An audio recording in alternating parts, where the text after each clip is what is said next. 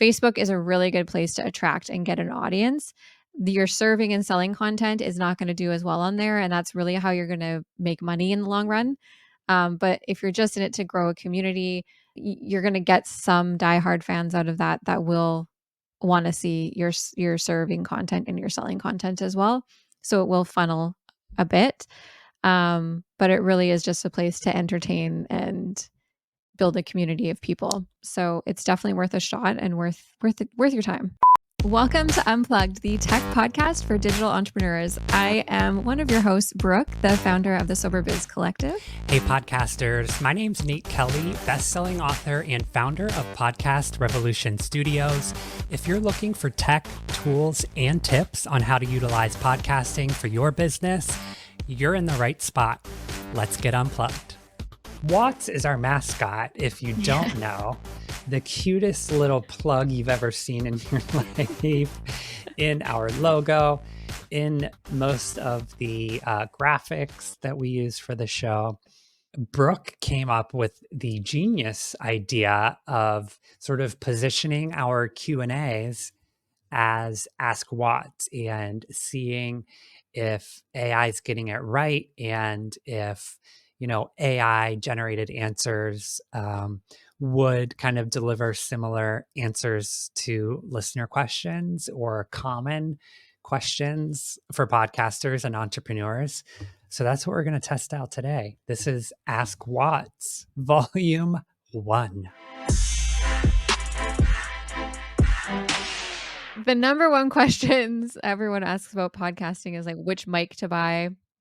We've gone over our suggestions with that several times now in last episode, this episode a little bit. But I'd love to see what AI has to say about does it actually recommend a microphone or what are you going to get if you ask AI? What's your go-to AI platform? I use ChatGPT and Bing mostly. I think Bing is turned into Copilot.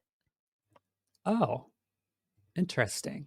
Well, why don't you jump into Copilot and I'll jump into ChatGPT and see, we can kind of analyze both.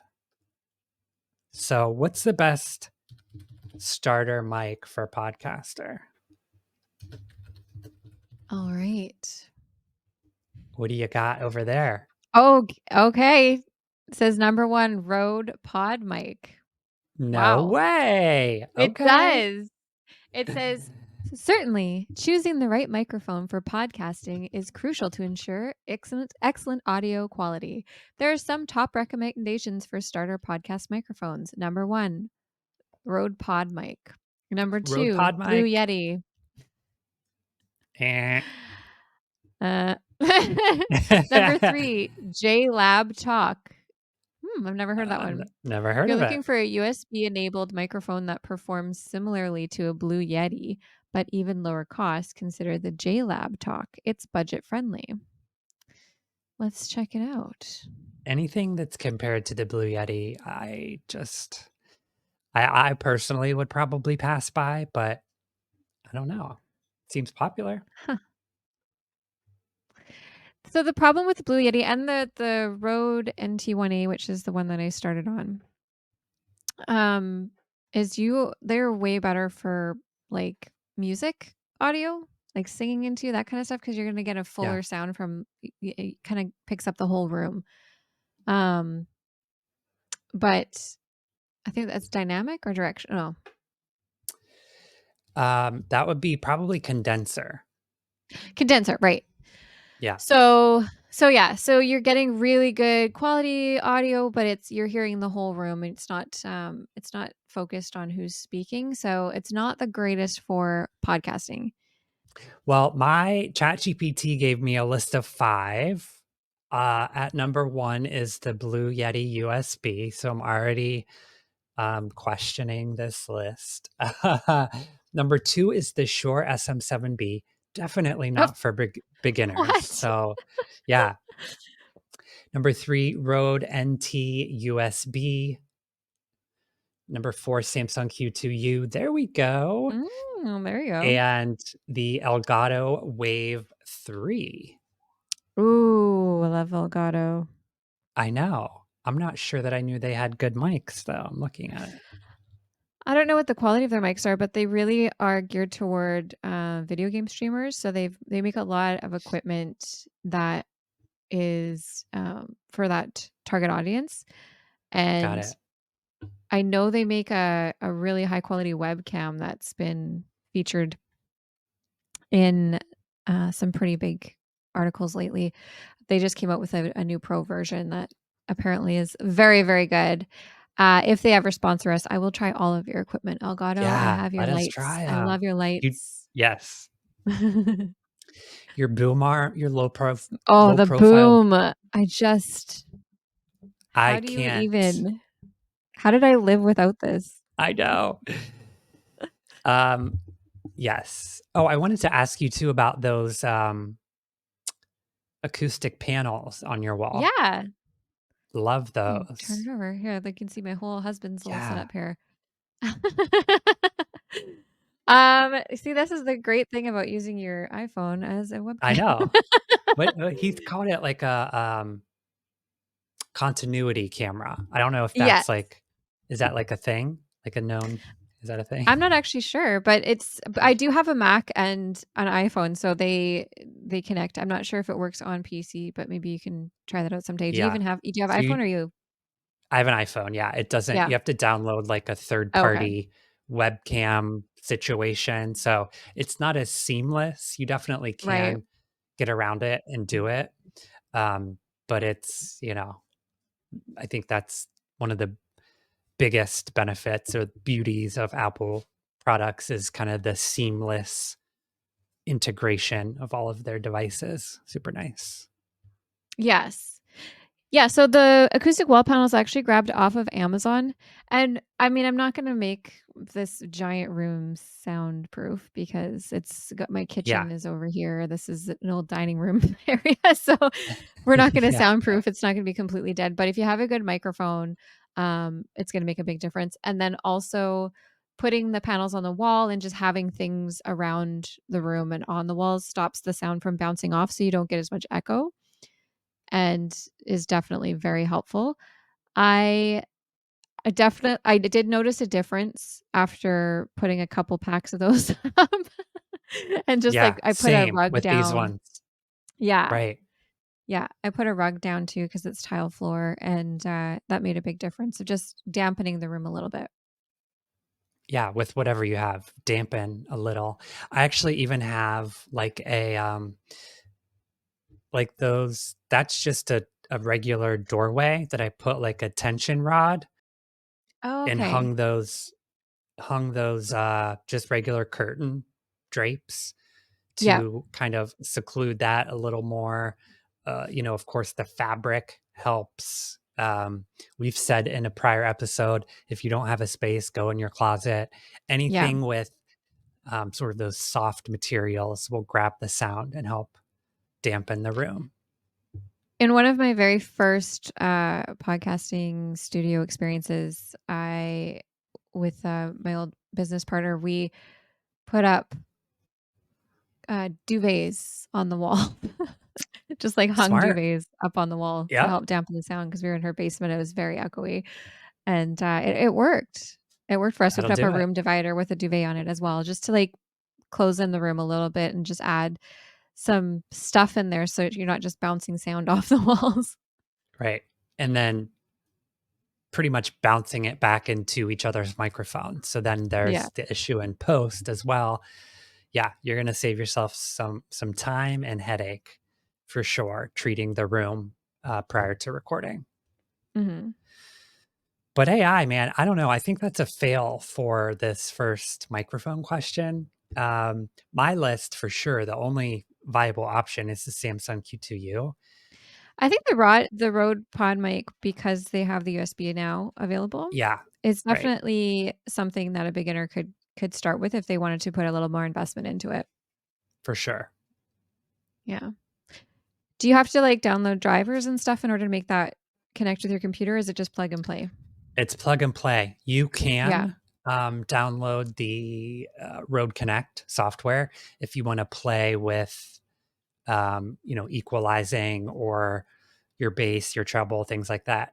if you want to dive into it, but you don't have to. It's plug and play Mhm. with their, you know, factory or recommended settings. Yeah, I'm not super impressed with the list. I do like with Copilot what they do is it kind of incorporates a search engine and AI at the same time. So it's looking for things that are current on the internet right now. It'll reference articles that you can look up that it's basing its recommendations on. So that's kind of That's nice. nice. Yeah. I Yeah. like that. But then you get to end up with like blog posts that are ads for microphones. Exactly. Beginner tips for editing a podcast. Organize your files. That's huge. Keep your raw audio files always. I think, you know, if you're recording and producing on a regular basis, highly recommend. It's actually probably necessary to have at least one external hard drive to store and organize your raw files and your edited files. Using a good editing software, yes, Audacity and GarageBand are both free and good for beginners. Brooke and I have already talked about our recommended editing softwares. It mentions Adobe Audition in here. I Mhm. love a platform called Movavi, of course, CapCut. Um, Edit for content and flow of conversation. Remove unnecessary pauses, awkward silences, repetitive content. Yes, yes. Master your volume levels. I think that's one thing that can be kind of daunting for new people is equalizing the sound and you know, especially if it's a co-hosted show or if you're interviewing a guest. I think it's important to, especially if you're recording via Zoom or one of these online platforms, you always have the option to record a separate audio file for each attendee. And I think that's super important if you're utilizing it for a podcast. That will give you the option to turn up or turn down each person's level, which Mhm. as a listener, you know, there's nothing worse than spiking. Think about when you're watching TV and you're watching a cozy Lifetime movie and a commercial comes on and it's like 10 decibels higher than what you're watching and you've got to turn it down. It just makes the listening experience that much better. So definitely record a separate track for each attendee. Practice regularly to kind of improve your interview skills. Oh, it says to practice um, editing, like practice, record a sample episode and practice editing it in different ways. So, with the same raw footage, you know, practice different editing styles or basically export like different versions of the show to kind of increase your editing skills. I think that's super smart. That's a good list. Yeah, that is a good We can list. give that one to Watts. Yeah. Ding, ding, ding, ding. So when you can't have 2 channels and everybody's on one channel and somebody's really quiet and everyone else is loud, it's one of the most annoying things on a podcast, and Hate it's it. gonna happen. Yeah, it's Yeah. if when you're just getting started, sometimes, you're out and about, it's hard to, like, stop someone in the middle of a sentence and be like, "Can you put your Right. microphone closer to your face?"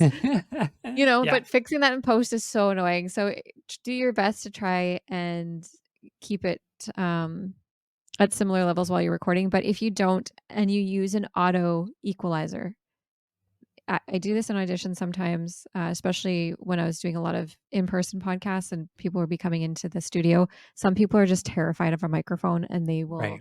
have it like 8 feet from their Right. face, and you cannot get them to keep it near their mouth.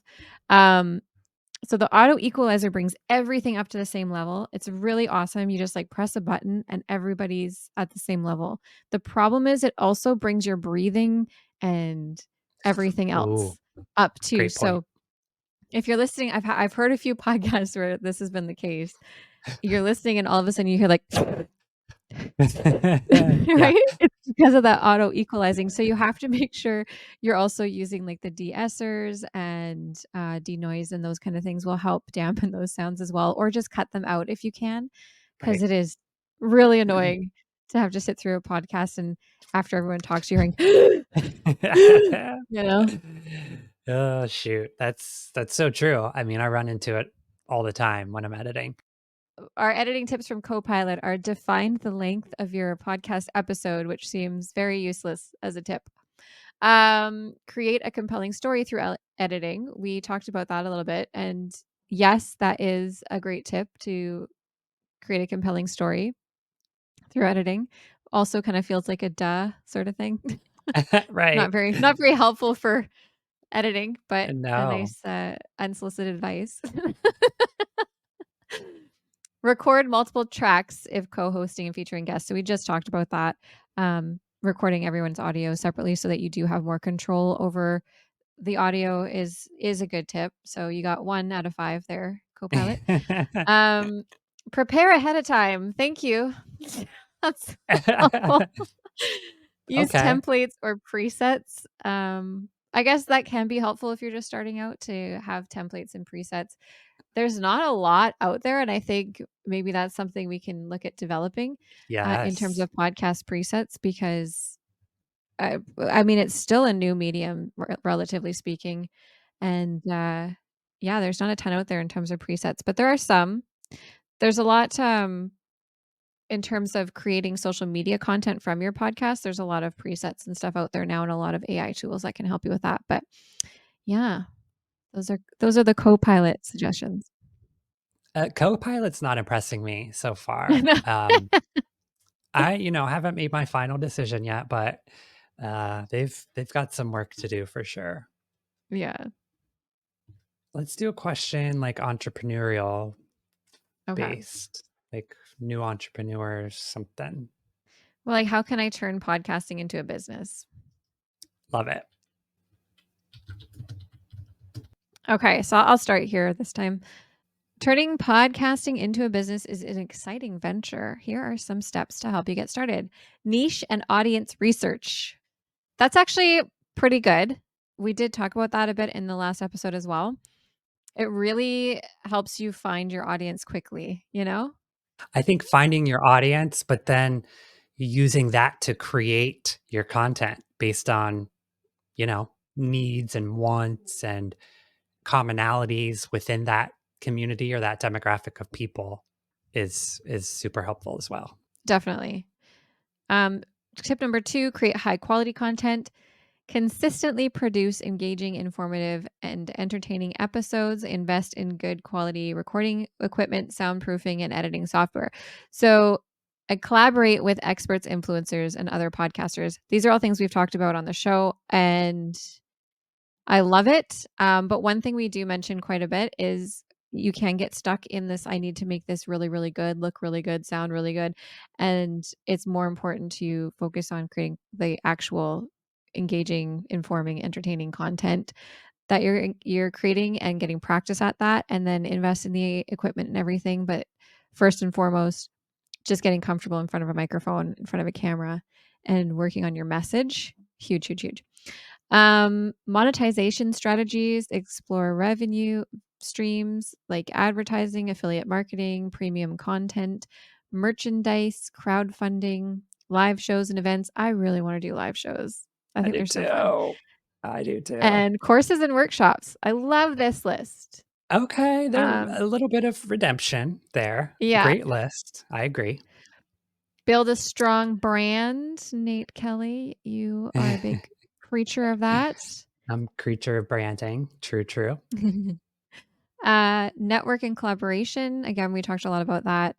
Attend industry events and connect with other podcasters, collaborate and cross promote. Leverage your network to grow your audience and gain credibility. So, we did talk about networking a little bit in our last episode as well that came out today.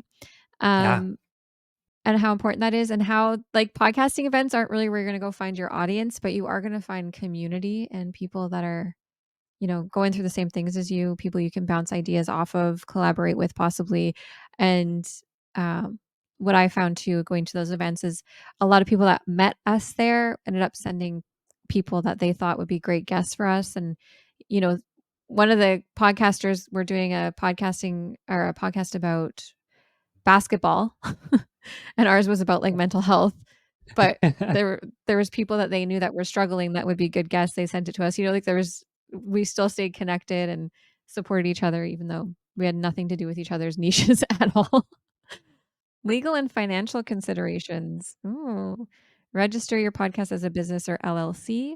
Understand tax obligations, licensing, and copyright issues. Okay, this is actually a big conversation that we should probably get into in like a full episode because copyright is becoming a bigger problem, especially on platforms like TikTok and YouTube.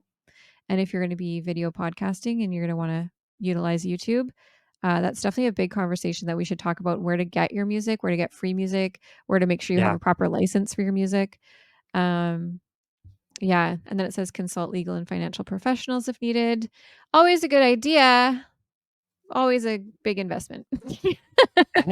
Yeah, just um, keep someone on retainer if you're yeah. questioning any content or any use of third-party content. I know for Anchor or for Spotify for podcasters, when you I think for Apple Connect too, when you upload your episode, it's very specific about whether or not it contains any third party content.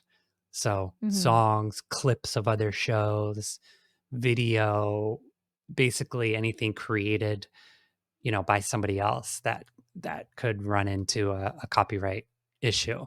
So, what did ChatGPT have to say about editing? It's so funny. They're definitely pulling from the same whatever, because Okay. the opening sentence is even turning podcasting into a business is an exciting venture, which was exactly what you said. And then number 1, define your niche and audience, build a strong brand, live events and workshops, affiliate marketing, build a community, network and collaborations. So they definitely pooled their resources on this question for sure. Stay tuned for our new podcasting course on how to turn your podcast into a business. Yes. Complete with AI Yeah. generated answers. Somewhere I see people really um, getting stuck. Like they're creating all this content, but they're using music from like Eminem or artists, so they can't monetize their content. And I'm running into that now. I don't know if we have time to get into it, but Facebook I, uh, I was listening to Gary Vee. He's a huge social media guru kind of guy, and he does not stop. He keeps going, running, trying to find out what's new and how to grow and shares all his information. I love following him. He talked about Facebook being the number one place to grow right now because a lot of creators have left that platform, so you don't have a ton of competition anymore. And people are still there. There's still a ton of people, like a billion people on that platform. So creating like engaging and funny content to use on Facebook is for me has been getting I got over 3 million views in the last 28 I days. mean, can we talk about it? What the hell? What have been your like top handful of videos? So everything that's going viral is all like funny videos I made 2 years ago on TikTok. I just like re-downloaded them without the watermark and then uploaded them onto a new Facebook account. And those are the ones that are blowing up more than anything. One thing, I went through Facebook's creator program to learn how to properly use Facebook, to monetize and all that kind of stuff.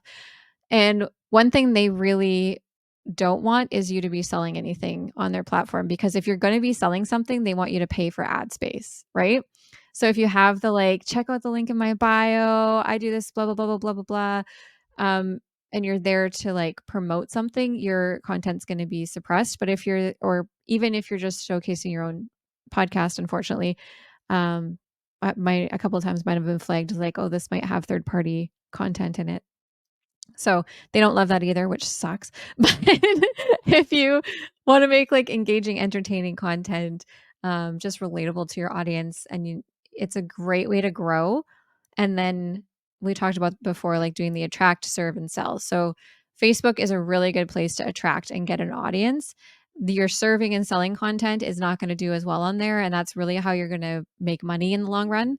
But if you're just in it to grow a community and you're going to get some diehard fans out of that will want to see your serving content and your selling content as well. So it will funnel a bit. But it really is just a place to entertain and build a community of people.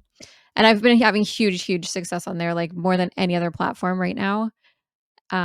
So it's definitely worth a shot and worth your time. I love that. So how many followers did you get from 3 million eyeballs?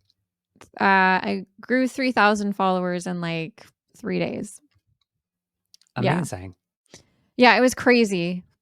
The notifications have slowed down now. I think I'm at 3.1, but I was growing like 100 followers every few minutes for a while. I was like, "What is Whoa. happening?" And now So they invited me fun. to their Reels monetization. I got invited to that Yeah. program, so it is invite only. You can't like apply for it or anything, but it wasn't that hard. Like I think they probably invite if you're putting out content, you probably get an invite. Um, Yeah. I think you have to hit 1,000 followers first. And then now when I have reels that don't have any audio in them and it's just me talking and doesn't have any third party content, those can be monetized. So there'll be a little ad at the bottom and I can actually make money off that, which is really Oh, cool. nice. So Mhm. if you have music or like other things, those they won't monetize that? No, Interesting. I know. Good to Yeah. know. So it's time musicians that are willing to license their music and have copyright free music, I think are going to do really well in the next little while because Yeah. podcasters and YouTubers and content creators really need original music. So if you are a musician out there, there's a niche, there's a need, and you can fill it. We should look into that. Maybe we can do a whole music episode and talk Yeah. about like some ways to get copyright free music. Alternatives Yeah. to right. I mean, number one, pay an artist if you can, but if you can't, Small business, like shop small business first, but yeah, if you can't, Timu is there. thanks so much for hanging out today. Make sure you subscribe to us on YouTube for all of our video content at Unplugged Tech Pod. And join us in our Facebook group, facebook.com/groups/unplugged podcast. Also, make sure to throw us a 5-star review if you are finding this content valuable for you and your digital business. We accept all forms of reviews, Apple Podcast, Spotify follows, YouTube, telling your grandmother about us. And make sure to share the episode with one person in your life who may find it valuable. And we'll see you next time on Unplugged. I think it's good enough, and we're just going to keep getting better.